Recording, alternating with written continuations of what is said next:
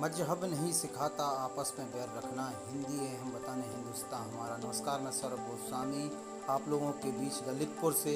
और आप लोगों को ग्रांड रियलिटी हम दिखाना चाहते हैं, वो जो लॉकडाउन की बाद उत्पन्न स्थिति है, जहां पर प्रवासी जो मजदूर हैं वो बेचारे पलायन कर रहे हैं, पैदल चल रहे हैं, उन्हें खाने पीने की पर्याप्त व्यवस्थाएं नहीं की गई हैं। ऐसा स्थान जहां पर लोगों की नज़र नहीं जाती है, आज वहां पर हम आप लोगों के बीच में लेके चलते हैं।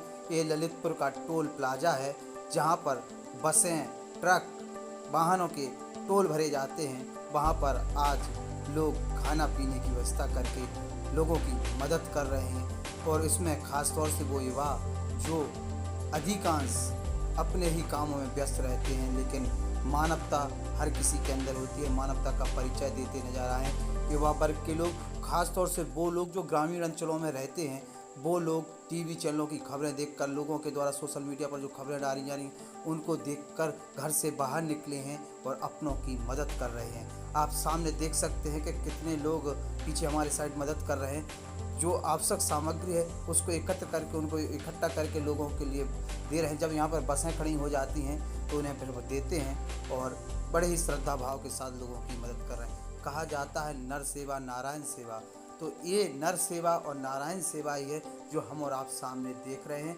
और लोग बड़े ही उत्साह के साथ लोगों की मदद कर रहे हैं। ललितपुर का नज़ारा है आप लोगों के बीच में।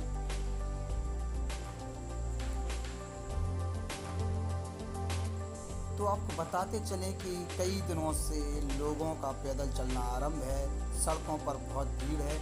जो लोग बाहर कार्य करते हैं वो पैदल हजारों किलोमीटर चल के अपने घर जाना चाहते, अपने माता पिता, अपने परिवार के बीच में रहना चाहते हैं, इसलिए वो पैदल चल दिए। साथ ही साथ एक समस्या और सामने आई कि लोगों के लिए खाने पीने, उठने बैठने की पर्याप्त व्यवस्था नहीं थी, ना ही उनके पास पैसे थे। ऐसी स्थिति में वो पैदल ही चल पड़े और लाखों लोगों ने उन्हें देखा भी होगा, लेकिन किसी का दिल नहीं पसीजा। सरकारों ने उन्हें देखा होगा पर दिल नहीं पसीजा। न्यूज़ चैनलों पर लगातार खबरें चलाई गईं, लेकिन किसी का दिल नहीं पसीजा।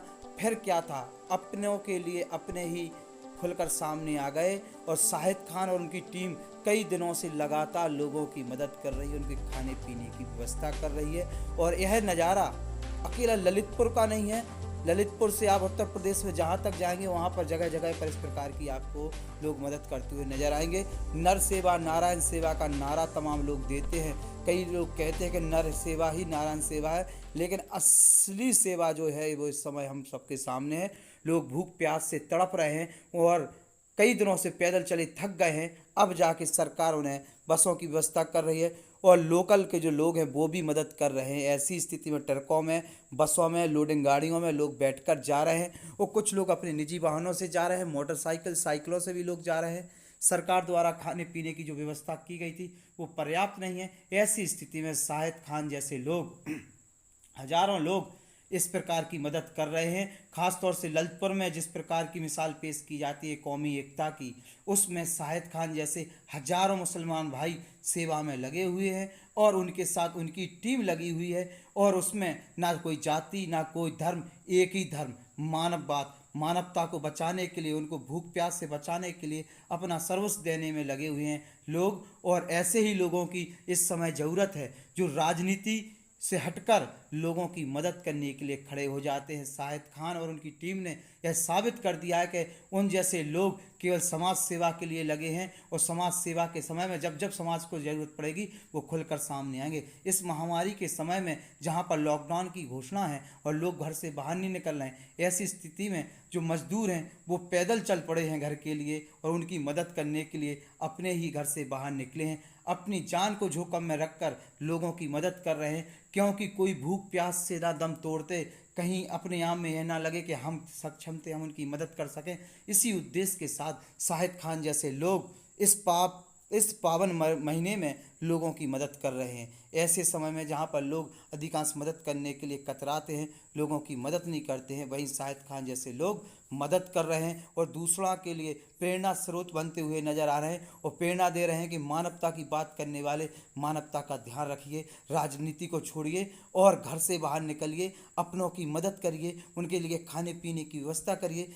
यही सबसे बड़ी सेवा है, यही सबसे बड़ा धर्म है। किसी ने भगवान को नहीं देखा, लेकिन जीते जागते मनुष्यों में ही भगवान देखने के लिए मिलते हैं। और हम लोगों ने देखा होगा तमाम अवतार होते हैं, सब मनुष्य रूपी में होते हैं। तो अगर कोई हमारे सामने भूख प्यास से दम तोड़ते, उससे बड़ा पाप और उससे बड़ा कलंक मानवता के लिए कुछ नहीं हो सकता है। राजनीति छोड़कर अपनों की मदद करने के लिए खुलकर सामने आए लोग, यही लगातार अपील हम और हमारे जैसे हजारों लोग समाज से कर रहे हैं, समाज के उन ठेकेदारों से कर रहे हैं जिनके पास भगवान ने बहुत कुछ दिया है, वो सक्षम है ऐसे समय में अपने लोगों की मदद करने के लिए। उनसे आह्वान किया जा रहा है, उनसे मदद मांगी जा रही है, उनसे गुहार लगाई जा रही है कि आइए आप शामिल होइए, लोगों की मदद करिए। शाहिद खान जैसे हजारों लोग ऐसे लगे हुए हैं, आप लोग भी सामने आइए। शाहिद खान जैसी हजारों मिसाल पेश की जा रही हैं इस हिंदुस्तान में, जहाँ हिंदू मुस्लिम का कहा जाता है, लेकिन जब जब मानवता में खतरा होता है सभी लोग, सभी जाति के लोग, सभी धर्मों के लोग मिलकर काम करते हैं। वो आज इस प्रकार की चीज़ें देखने को मिल रही सभी। इसीलिए हम कहते हैं कुछ तो बात है हमारी, हस्ती मिटती नहीं हमारी।